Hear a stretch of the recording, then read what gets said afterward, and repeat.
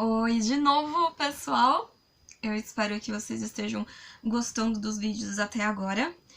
Nos vídeos passados falamos sobre o autoconhecimento, sobre saber os seus objetivos e também sobre gênero, temas, público-alvo. Agora vamos falar um pouquinho sobre outras questões da parte de contar histórias referentes a o que a sua história está passando. Normalmente, textos em prosa, histórias, crônicas, eles possuem elementos comuns do dia a dia. Por mais fantástica que seja a história, possui o ponto de identificação, não apenas o referente à empatia, né? Tem também a questão do tempo, né? O tempo em que a história se passa. A história se passa 2 semanas atrás, 3 semanas atrás, 2000 anos atrás, 10 bilhões de anos atrás, ou numa galáxia muito, muito distante, daqui a bilhares e bilhares de anos. O tempo. O tempo em que a história se situa é o tempo em que os personagens estão vivendo, né? O espaço é importante, né? O tempo existe, mas e o espaço em que você está fazendo a sua história acontecer, fazendo sua crônica acontecer? Em qual espaço os seus sentimentos estão quando você escreve um texto, né? Aí está. O espaço é a cidade de Nova York, o espaço é Socorro, São Paulo, o espaço é o centro da Terra, o espaço é dentro da sua cabeça. Onde é o espaço? E também é importante definir a ação, né? Qual é o movimento de ação na sua história? Lembrando que o ato de ficar parado também é uma ação. Então, o seu personagem, o seu assunto, ele se mantém em constante circulação na história? O que o seu personagem, ou para onde o seu pensamento vai? O que ele vai provocar no seu leitor, né? Existe a ação física e existe também a ação emocional. A ação física é o que o seu personagem vai causar de ações mesmo, né? Ações. É questão de como ele vai se movimentar, para onde ele vai, ou então pode ser considerada uma ação física até o seu próprio pensamento, sua fonte de ideias, para onde ela está indo, né? Aonde ela está se direcionando.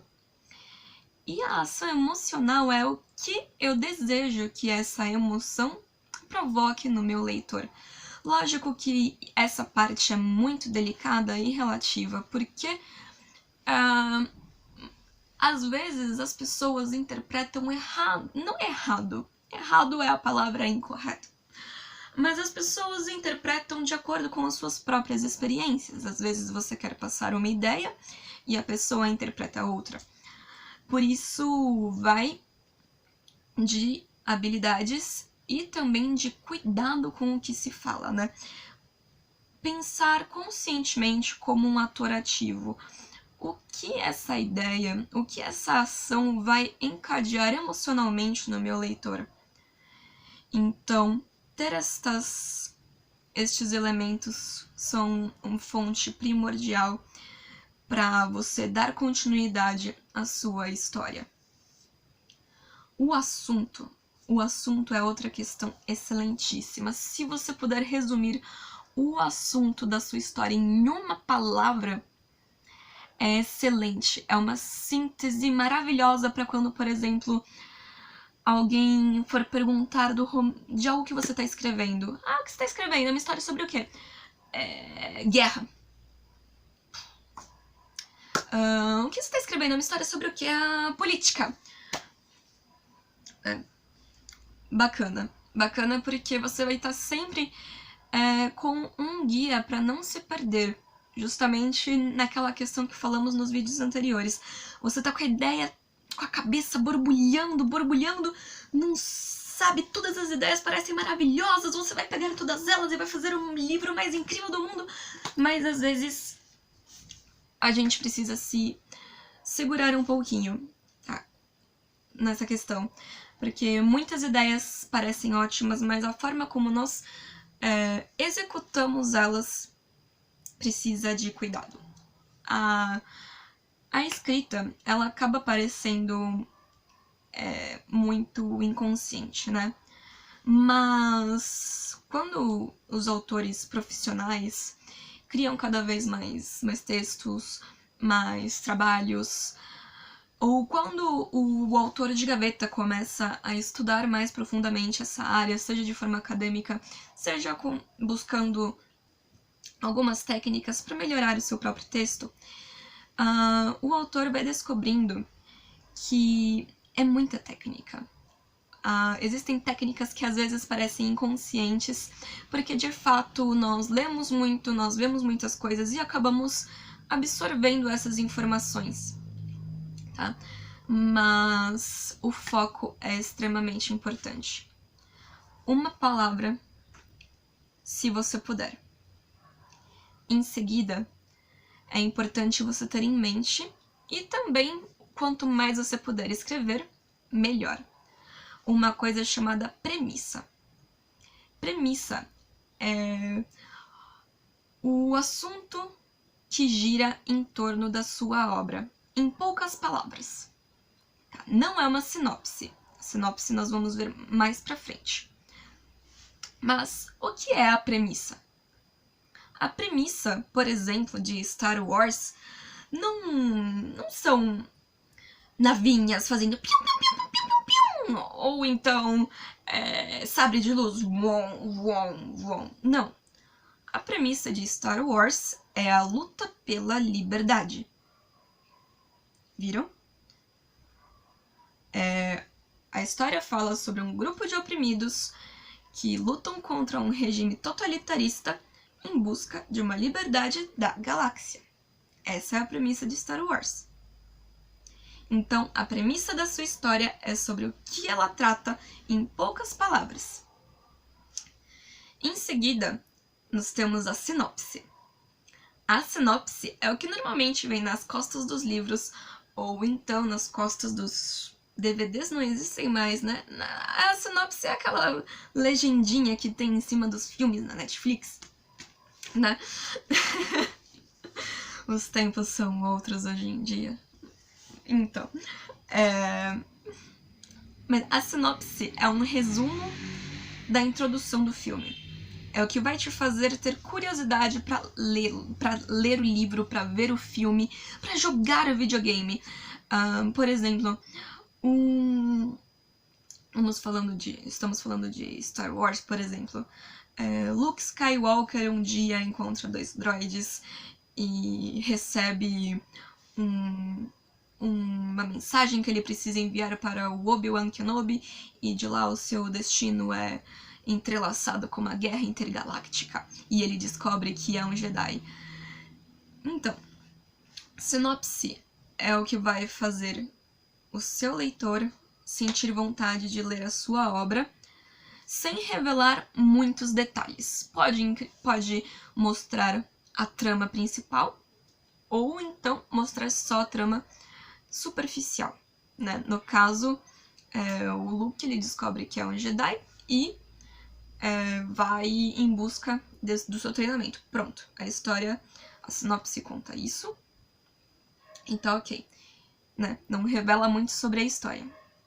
Então, a sinopse é essencial. Você quer que um leitor leia o seu conto que você pode fazer? Então, vá em frente. Explique protagonista, tempo da obra, espaço da obra e a ação da obra, aqueles 3 itens que nós falamos, tá bom? Tem um outro ponto de uma história muito legal.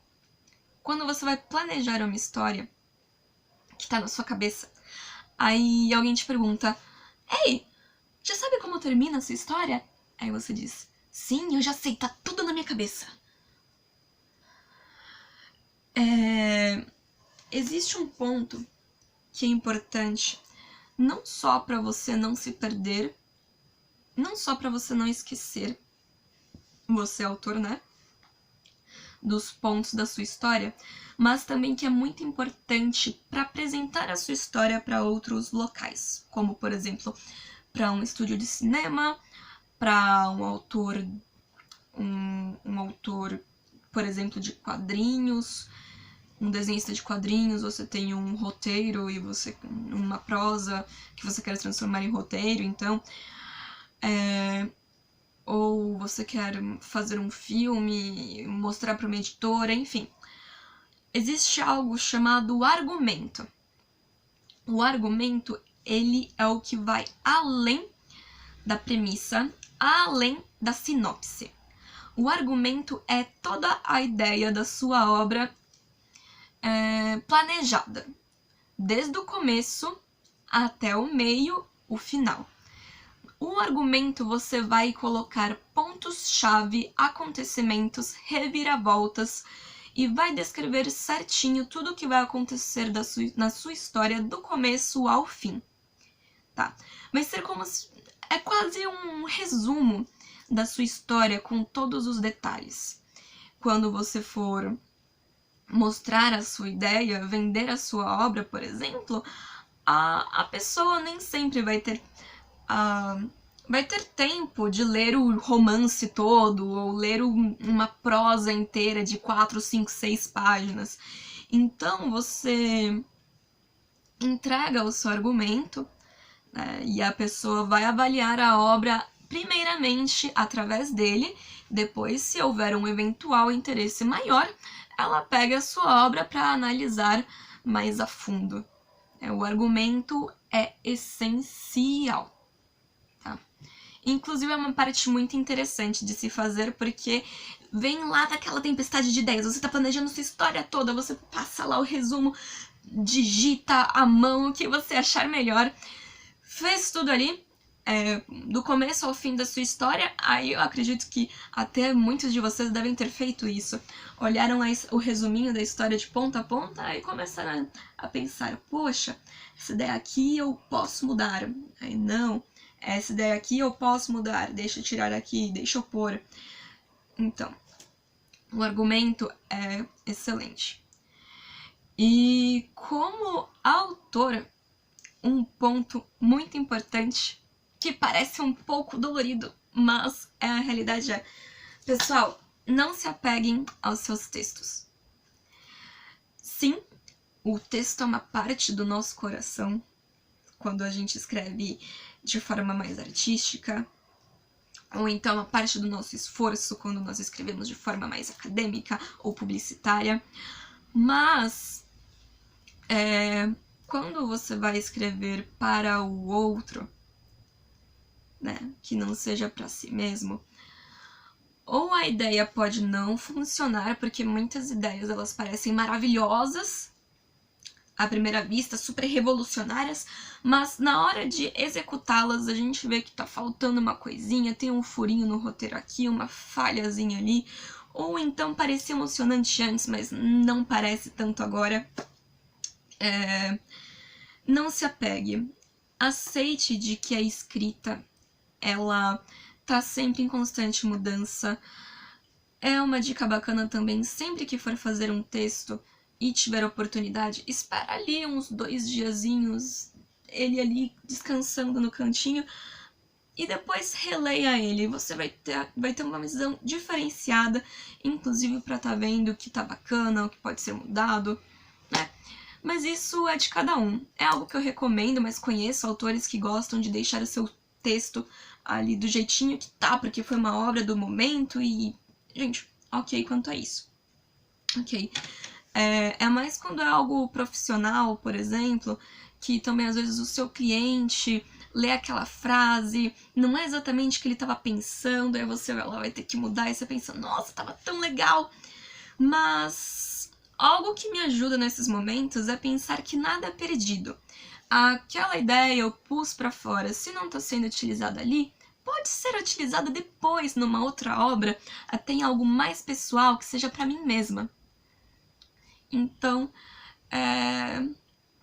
sejam abertos, tá bom? A única parte mais difícil é saber o momento de parar de mudar o texto. Eu acho que é mais difícil ainda do que desenvolver esse desapego. Mas eu sei que vocês conseguem, tá?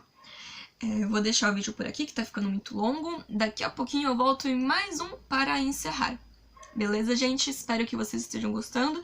Se tiver alguma dúvida, pode mandar no e-mail ou então deixar aqui embaixo nos comentários.